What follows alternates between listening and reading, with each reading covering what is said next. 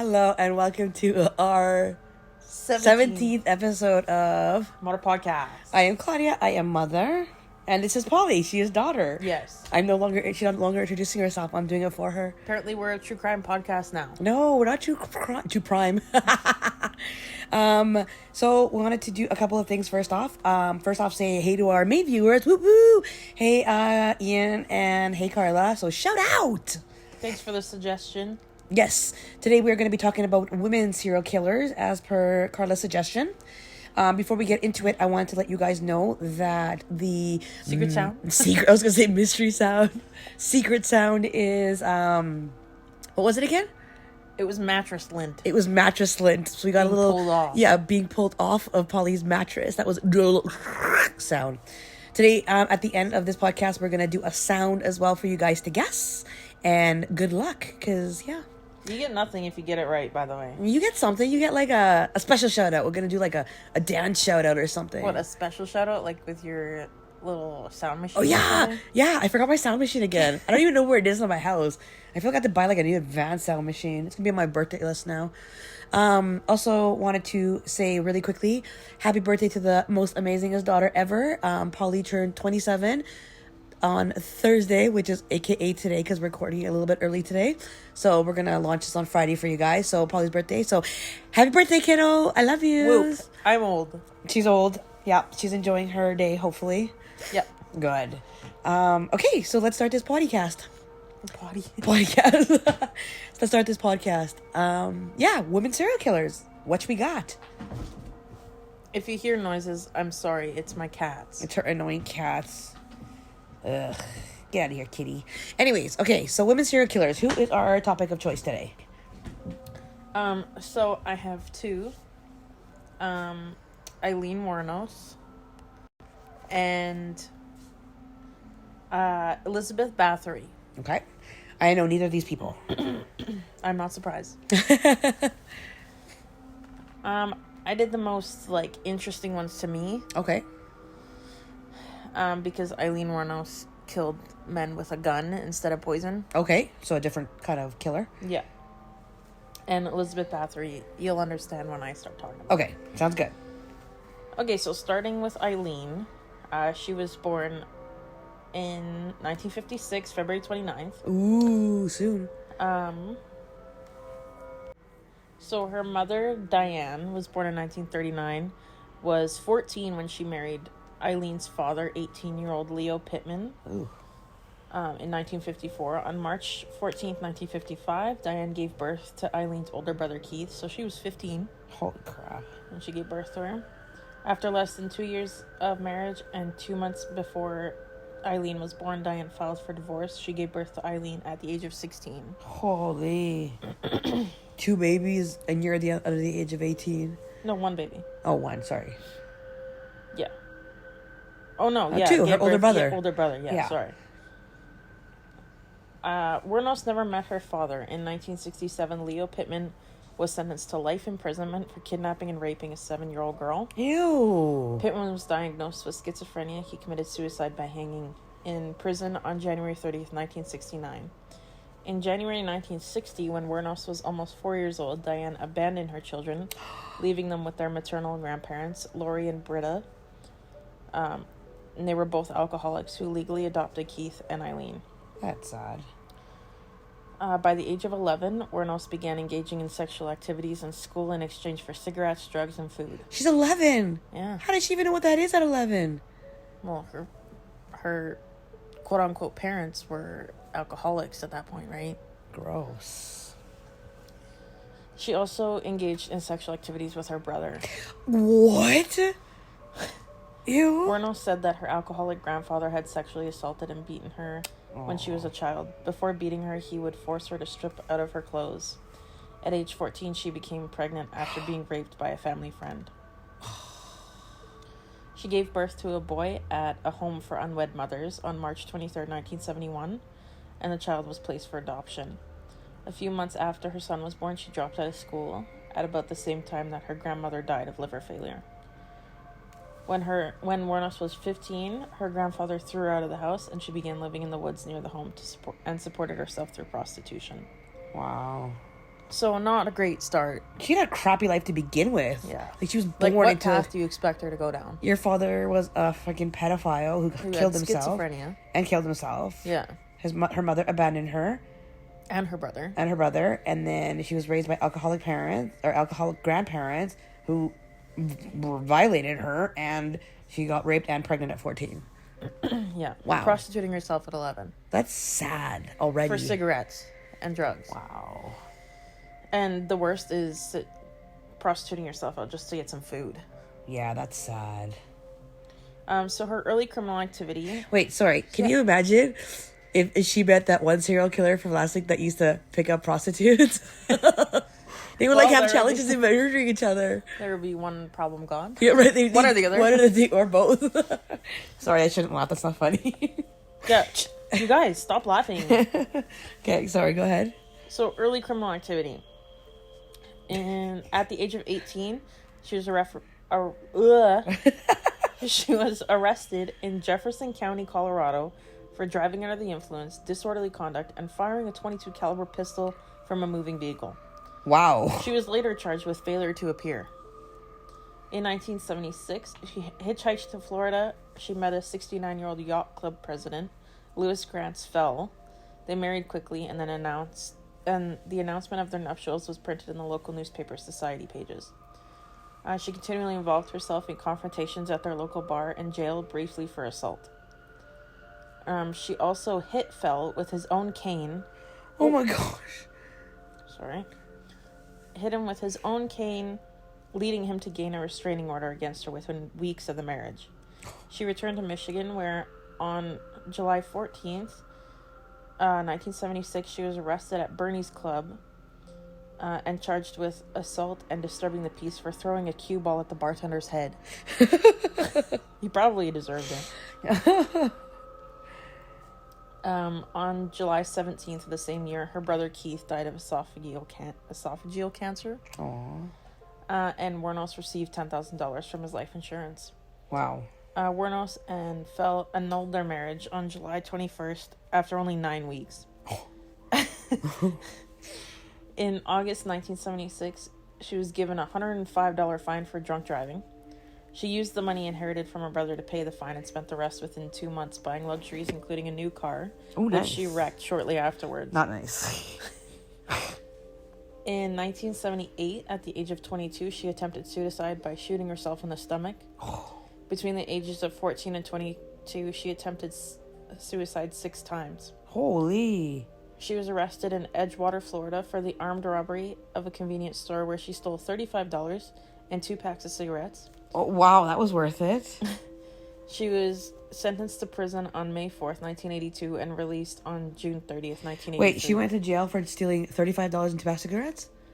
Armed robbery. Oh, armed robbery. Oh, oh, yes, she had a weapon. Okay, my bad. I missed that part. Everybody just walks in and just takes the stuff and she got charged for that? Okay. Yeah. Okay, well, that makes sense now. Okay, sorry. On May 1st, 1984, she was arrested for attempting to pass forged checks at a bank in Key West. On November 30th, 1985, she was named a suspect in the theft of a revolver and ammunition in Pasco County. Wow, she has a lot of early criminal activity. Yeah, and she's not even 30 yet? Yeah.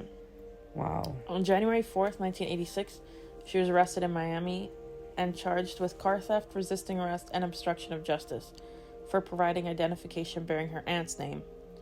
Miami police officers found a .38 caliber revolver and a box of ammunition in the stolen car.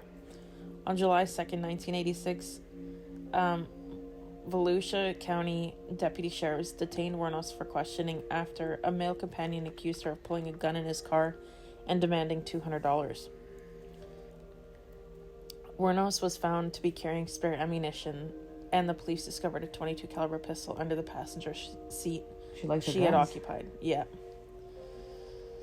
In 1986, she's 30 this time, met 24-year-old Tyria Moore, a motel maid at Daytona Beach gay bar called Zodiac. They moved in together, and Wuornos supported them with her earnings as a prostitute.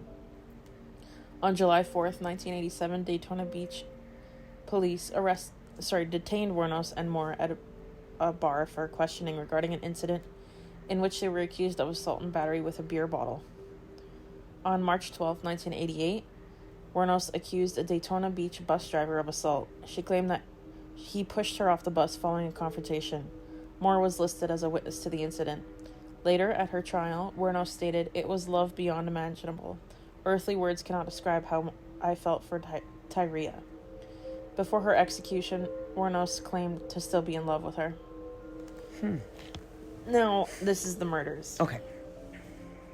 Wuornos murdered 7 men within a period of 12 months. Holy. All the men were motorists between the ages of 40 and 65.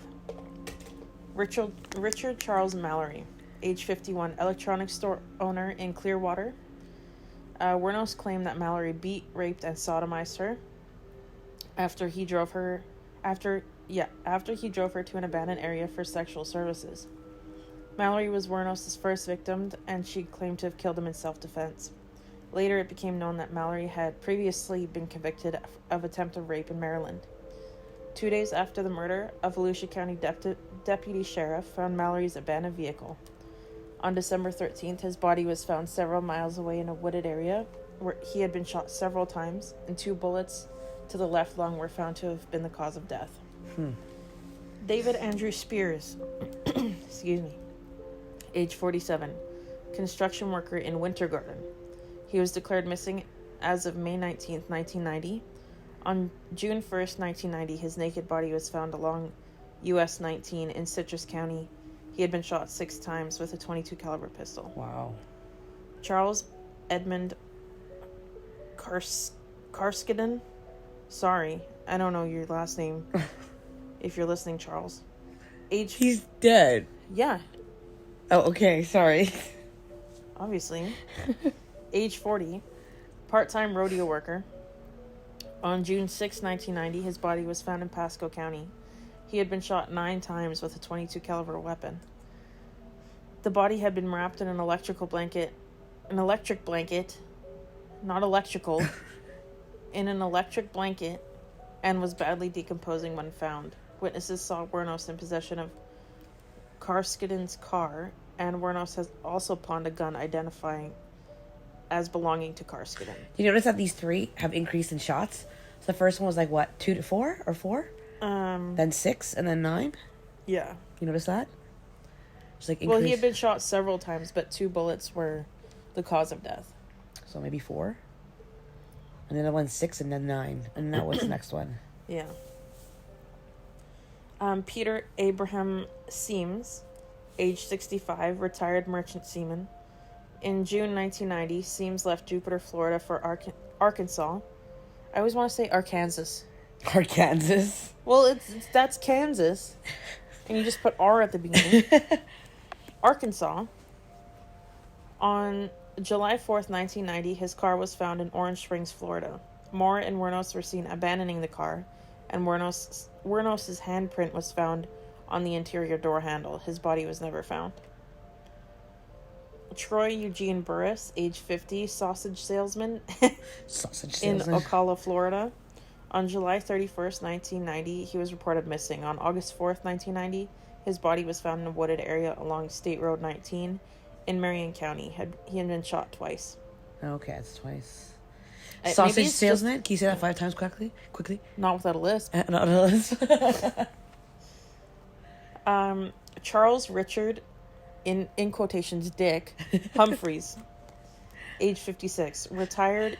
Imagine if he was a sausage salesman. Sorry. No, he was a retired U.S. Air Force major. Oh, wow.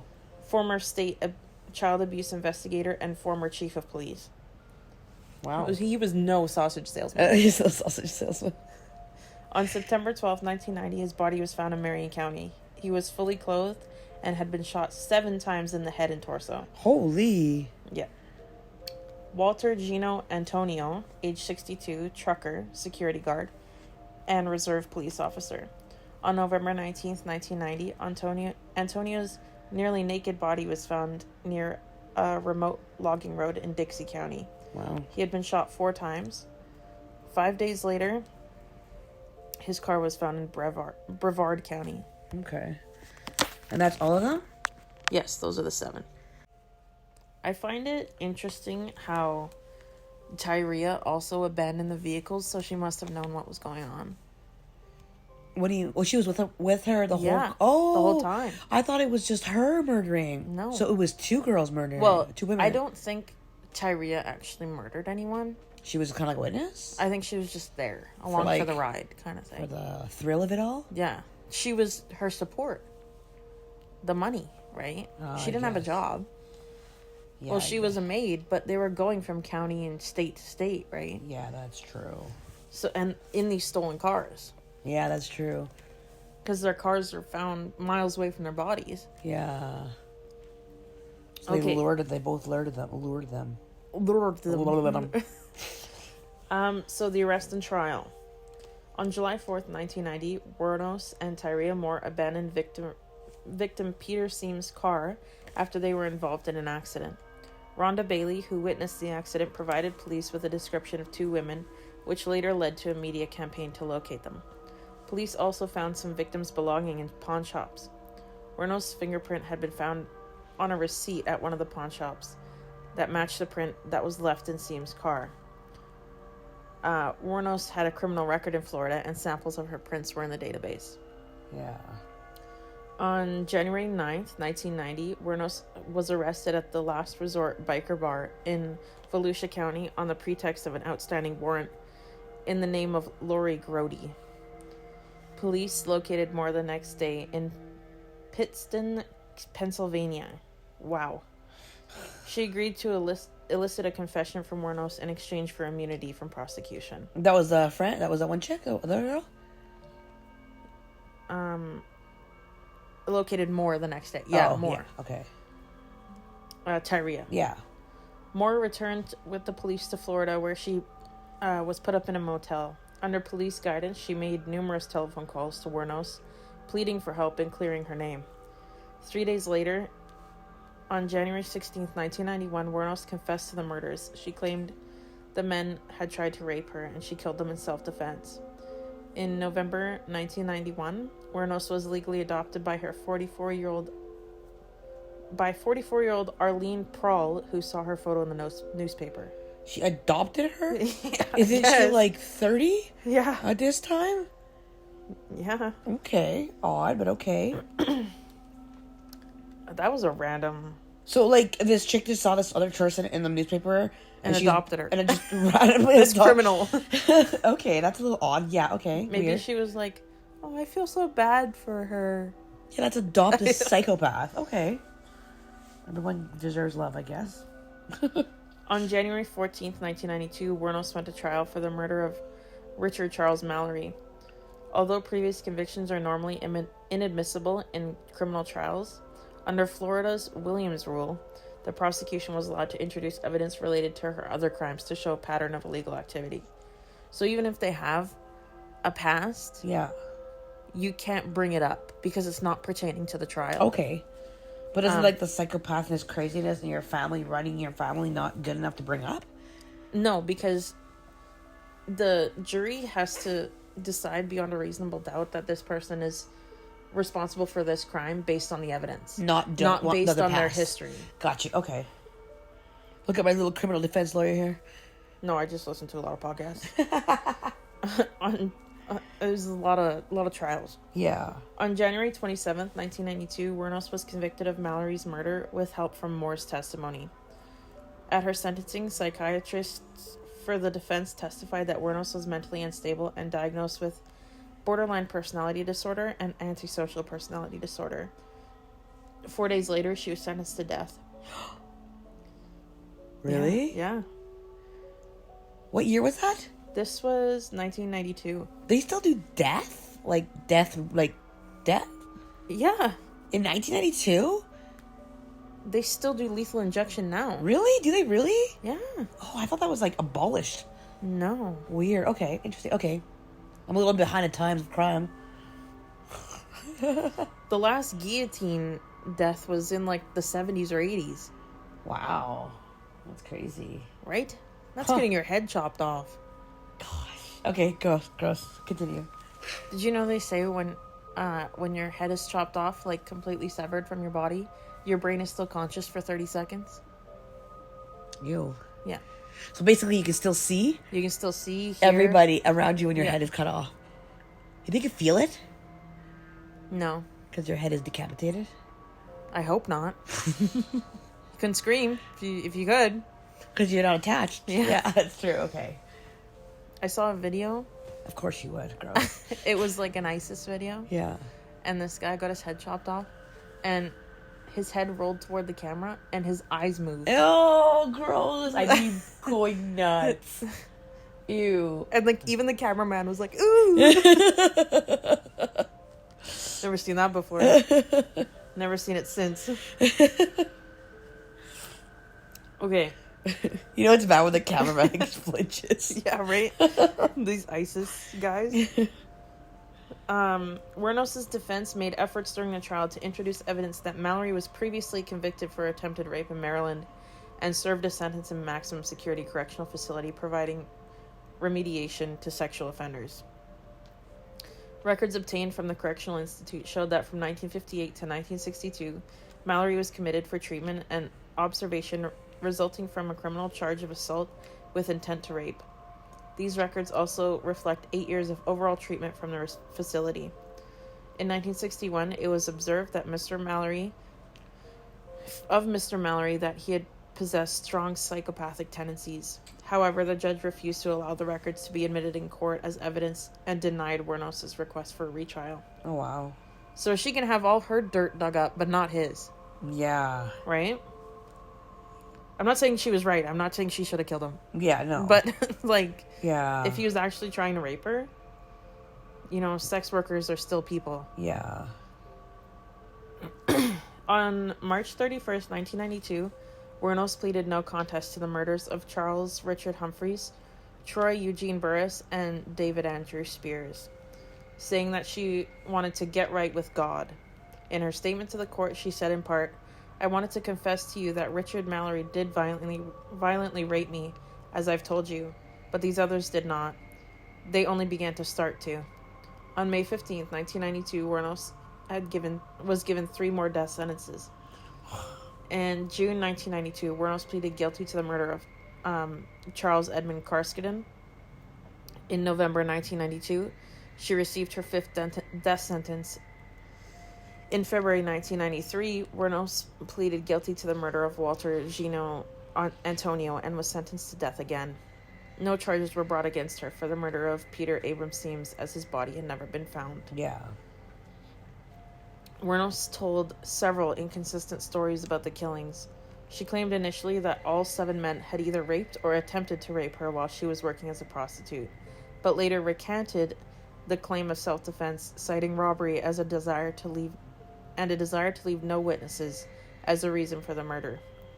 During an interview with filmmaker Nick Broomfield, when Wernos thought the cameras were off, she told him that it was in fact self-defense, but she could not stand being on death row, where she had been for 10 years at that point and wanted to die. Wow. So she said, I did it. Just so she could die.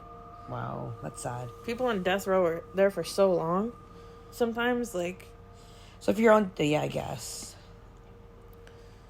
Okay, this is her execution. Okay, so obviously she was on death row for a long time. So when you would say death row, like, does that mean, like, you're just sitting in prison or whatever, wherever you are in jail there, waiting for them to give you a day to die? Yeah. They let's say you're gonna die on July 16th on freaking 2024. Sometimes they don't tell you until the week before. Why don't they just kill you? Because they can't. There's a lot of, like... Because you're killing someone. This has to go through, like, the government. Like, you can't just take them out back and shoot them.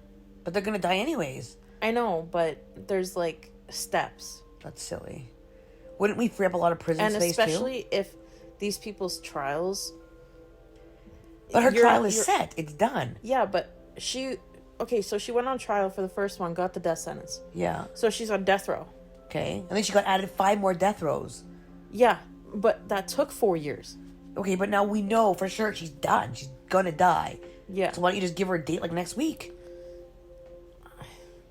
I'm just saying, like... there's steps. That's like silly. you can't just do that. I don't know. I just think it'd just be easier to just... No, I shouldn't say that, but still. Okay. So her appeal was denied in 1996. Obviously. Do these people actually think they're going to get a chance to get an appeal and get like, oh yeah, you're good, don't worry about it. Well, we're going to recant that death sentence. Well, if they're good lawyers, there is things that could come up in the trial that are worth retrialing. Weird. Okay. Like the judge was biased, or a jury member lied, or stuff like that, or inconsistencies in the evidence that the prosecution brought, right? Okay, that makes sense. Wernos' execution by lethal injection took place on October 9th, 2002. She declined her last meal, which would have been anything under $20, and literally anything under $20, and a coffee. Had a coffee. I would have been like, I want 3 Slurpees. She just had a cup of coffee instead. That's it. Her last words were, "Yes, I would just like to say I'm sailing with the Rock, and I'll be back, like Independence Day with Jesus. June 6th, like the movie. Big mothership and all. I'll be back." She died at 9:47 a.m. She was the second woman in Florida and the 10th in the United States to be executed since the 1976 United States Supreme Court decision on restoring capital punishment. Wow. After her death, her body was cremated, and her ashes were scattered beneath a tree in her native Michigan by her childhood friend, Dawn Botkins. Is it weird that we never heard anything about Dawn until now? Well, probably wasn't important. I guess. Okay. She had led a sad life to begin with. Hey? I mean, she kept saying that she was still in love with her girlfriend up until she died, when the police were like, yeah, you get immunity. Didn't the girlfriend sell her out, basically? Yeah. So she was put up in a motel, was told to call her. And convinced her to basically turn herself, confess everything. Confess everything over the phone while the cops listened. And yet she's still in love with her, even though she literally threw her under the bus. Yeah. So whatever happened to the other chick, did they say? No. Wow. Okay. She's probably still alive somewhere. She got to be charged for accomplice, right? No, she was granted immunity. Oh, right. Yeah. Oh, okay. All right. If she says, I didn't do any of this, I was just along for the ride, they're like, prove it. Yeah, that's true, I guess. That makes sense. Okay. So we're going to change one of our murderers. No, I'll still go over Elizabeth Bathory, but I'll just go quick because half the words I can't pronounce. Okay. Just because it's in, like, Hungary. Oh, okay. She's from Hungary. Okay. And I want to go over her, like, folklore a little bit. Okay. Because that's the most interesting part. And then I'll also do Dorothea Puente. Okay. If we have time? Yeah. We should? Okay. Yeah, I have a summary, so... Okay, so Elizabeth Bathory, she was born into a really rich family. She grew up really... Rich people kill? What? Okay. I'm just kidding. You'd never know. Vlad the Impaler who? As a child, she had multiple seizures. She had epilepsy. So medical conditions as well? Yeah. Okay. And she was really smart. She knew like 4 languages. Okay. As a young woman. So between 1602 and 1604... We're going back time. Oh yeah, way back. After rumors of Bathory's atrocities had spread throughout the kingdom... the kingdom? My goodness. Okay. It's old, okay? Basically, there was a bunch of evidence that... So she ran like this thing for young women. Okay. To like teach them to be... Like independent women? Or like royal, how to act properly. Okay. Kind of like a school. Okay. So these mothers would send their kids to her. And... Like an etiquette school? Yeah. Okay. And she killed a bunch of them. The girls? Yeah. They say. They don't have much evidence. She did live in a castle. Okay. So where she would put their bodies, anywhere, and nobody would find them. I guess, yeah. Again, rich people kill? Just kidding. She is said to be begun killing daughters of the lesser gentry, which is like the lower class people yeah. that are like saving their money to send their kids to the school. Who were sent to her by the parents to learn etiquette. Okay. The use of needles was also mentioned in collaborations with the court. There were many suspected forms of torture carried out by Bathory. Wow. So, like, there would be, like, bloodstains and stuff, and people started noticing it, like, maids and stuff. Yeah. She's that kind of rich. Like, stuck up. Wow. Very stuck up. Some witnesses named relatives who died. Others reported having seen traces of torture on dead bodies, some of which were buried in graveyards and others just buried. Oh, wow. She was convicted. She was put under house arrest. In a castle? Yeah. Okay. But she was sent to a nunnery. Because they had nunneries back then and they don't anymore. She had originally been told, like, been convicted and been told to be sent to a nunnery, but instead they were like, nah, you can just stay home. Most of the witnesses testified that they had heard the accusations from others, but did not see it themselves. Okay. The servants the servants confessed under torture, which is not credible in contemporary proceedings. They were the king's witnesses, but they were executed. They were killed for saying something? It didn't count. It didn't count back then. Why? Because they were servants or what? Like, your word is nothing, apparently. So basically, she was detained in the castle for the rest of her life. Oh, wow. What a torture punishment. She was locked in a brick room. She was able to move freely and unhindered in the castle, more akin to a house arrest. She died at 54. But, okay, so there's like 300 testimonies of people seeing torture happen. But what I want to really go through is the pop culture aspect and the folklore. Because all these women that died were young girls, virgins. And me, when I heard about Elizabeth Bathory, and a lot of people, and I don't know, there was a lot of blood stains. Yeah. But there was people saying that she would bathe in the blood of her victims. Oh, what? For a youthful appearance. Oh, that's gross. And she still died at 54.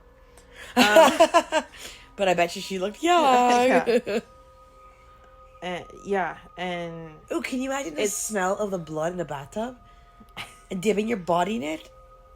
Oh, it's used to it, I guess. So gross. It says, it's difficult to know how accurate this account of events is.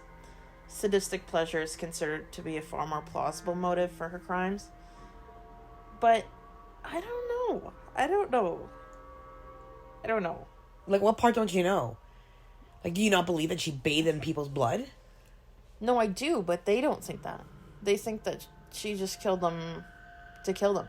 Like, I've seen pictures, literal pictures, of her in a bathtub. I think this is just fan art. Quote unquote fan art. Of her sitting in a bathtub and a woman's throat cut open, hanging over top of her, and the blood just pouring out of this person onto her. Gross. Yeah. And that's what I like to think of her as, because that's crazy. That's crazy. That's a little bit too much for me. Ew. Yeah. I just think of the smell of blood. Like, the smell of blood has copper. Like that metal smell. Yeah. Now imagine bathing in it. That's a hard pass for me. No, that's not even a thought for me. Celebrities do it, so. No, they do not. They do not. Who does that? Well, they say that celebrities keep their youthful appearance by in either injecting or ingesting the blood of children. Okay, that's for one disgusting. 2, that's not true. Because who's How going to do you know? What's it be like? Maria, I need some of your blood, sweetheart, so I can ingest it or freaking put it in my... It's young blood. It's young blood. So yeah, my child is young. Is she not young? Yeah, I'm just saying, like, it's supposed to keep you young. No, it does not keep you young. What How do you scientific... know? What scientific... Are you a scientist? What scientific evidence is there of that? Because if not, hook it up. No, I'm just kidding. I'm scared of needles, so that's a hard no for me anyways. Ew, gross. But there was needle torture.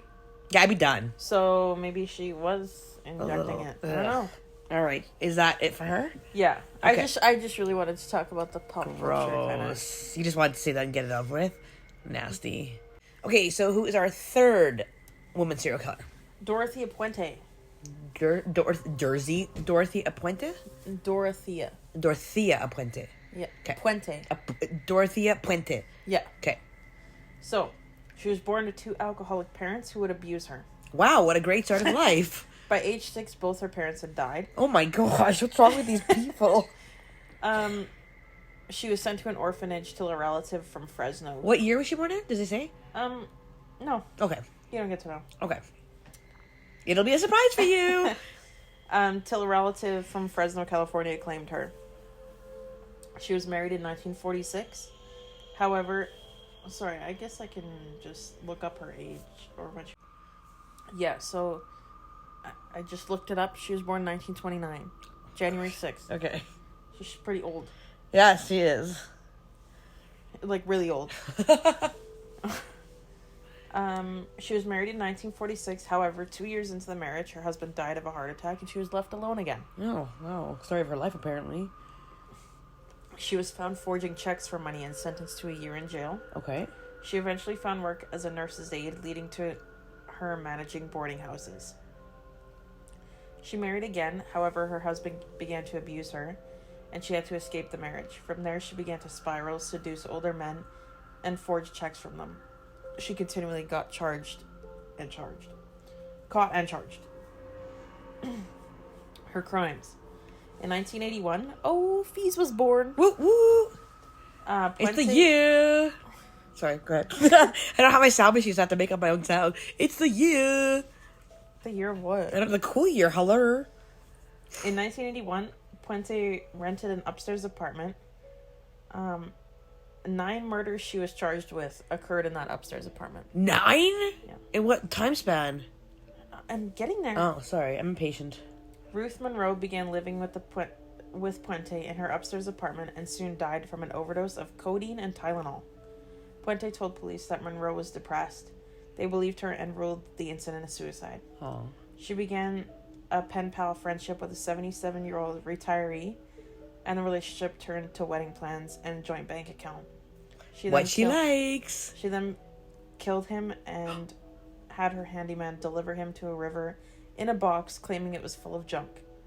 However, when a fisherman found the box, it was the 77-year-old retiree, his body inside. On November 11th, 1988... In a toolbox? In just a box. Like, how strong is this woman to put a body in a box when you're older? I'm just saying, I'm a bit of a wimp, so I'd be like, I can't carry this body, I'm gonna have to figure something else out. But okay. I mean, she was only like 60 at the time. 50s, 60s. Okay, I'm only in like, I guess still probably couldn't do it, but okay. November 11th, 1988, police inquired after the disappearance of a tenant, Alvaro Montoya, one of Dorothea's tenants. After noticing disturbed soil on Dorothea's property, the police uncovered the body of a different tenant, Leona Carpenter, 78. 7 bodies were eventually found, and Puente was charged with 9 murders, convicted of 3, and sentenced to 2 life sentences. Did they say how she killed her or no? Or are you getting to that? I know that she was... Because, like, let's be honest, she's an older woman. It was more of a housing situation for elderly, where she would take care of them. And then just so kill them? normally she would just overdose them on insulin, something they needed. That's so sad. But the reason for it is because she had all these people living there, and she would get all their social security checks. So she wanted the money. And she would deposit them. Yeah. Yeah, every month. Isn't that like common in the States where people die and they get their social security? Social security checks, and they would cash them, and even though they're dead. Yeah. Like, that's a big thing, right, in the States? Like, does that happen? We don't have social security checks here. We just get, like, a pension. Is that, like, our pension? Social security is, like, disability. Oh, okay. Okay. Capture and prosecution. In court, it was addressed she had been using sleeping pills to put her tenants to sleep, then suffocated them, and hired convicts to dig holes in her yard. Yeah. A bit of a savage. She received life without possibility of parole. She maintained her innocence for the rest of her life and insisted all her tenants had died of natural causes. Okay, if they died of natural causes, why you bury them in your backyard? Right? Like, if it's natural causes, okay, they're going to investigate you anyways because that's a lot of deaths in your house to begin with. But if they died naturally, then why are we hiding these bodies? Right? Because that's not suspicious at all. Like, yeah. I don't believe that part at all. Yeah, and it says she died in prison. She was 82, and she died from natural causes in 2011. Is that their natural causes? Is the sleeping pills? Somebody suffocated her. Yeah. Sorry, again, we shouldn't laugh at that. That's so funny. Gosh, Polly. I remember watching a documentary on her, and it was like this she's the tiniest little old lady. So the most unsuspecting woman. Excuse me. So she would kill them by whatever medication, suffocate them, and get these convicts to dig the holes. And can you explain to me how the 60-something-year-old woman is carrying these bodies into the hole? She probably just dragged them. How? Because most of them were upstairs, right? So if she could get it just down the stairs, she'd just have to get them right out the back door. I feel like you planned this in your head already, Paul. I'm a little concerned. I've seen the house. Still, like, you've got to be a pretty tough broad to do that. And I remember watching the documentary, and the police were just flabbergasted because they would find a body, and then they dig a little more and find another body, and dig a little more and find another body. Oh my gosh. Yeah, and she never told anyone about their deaths, so she would just have all their social security checks coming in. She was bringing in the cash. Yeah. But everybody was like, what? That old lady on my street? Right? Yeah. That little granny who's like baking cookies for the neighborhood, probably poisoning all these people. Yep. That's crazy. So, I'm not going to lie to you. I kind of find male serial killers a little bit more interesting than women. Same. I find the women we're boring killers.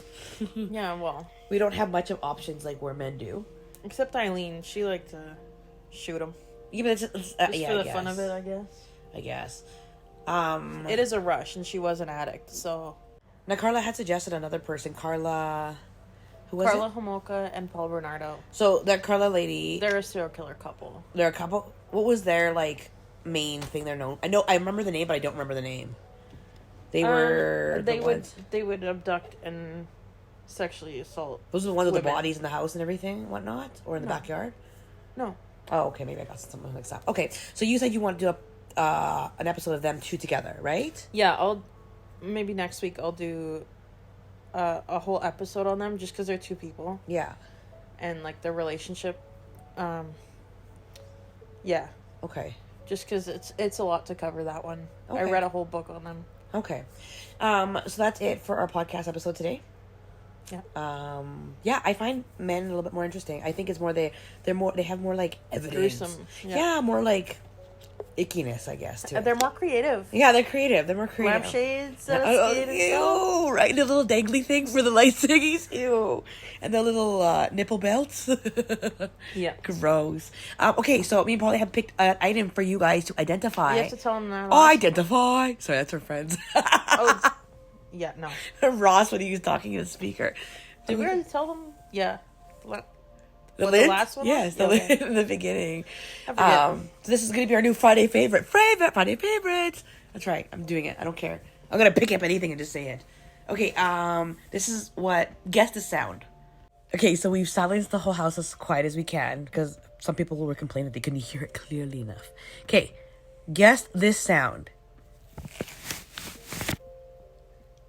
Is that good? They're never going to guess that. Should we do one more?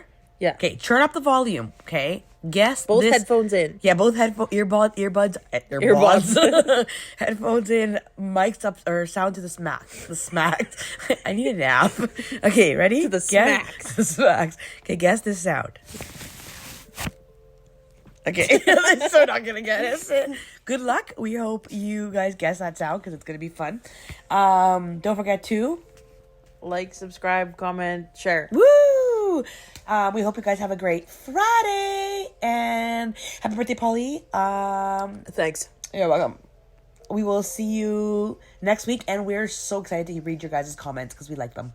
Yeah, all 2 of them. All 2 of them. That's good enough for us. It's the 2 that keeps us going. Yeah, honestly. All right, you guys have yourself a great day, and we will talk to you next week. Okay, bye. Bye.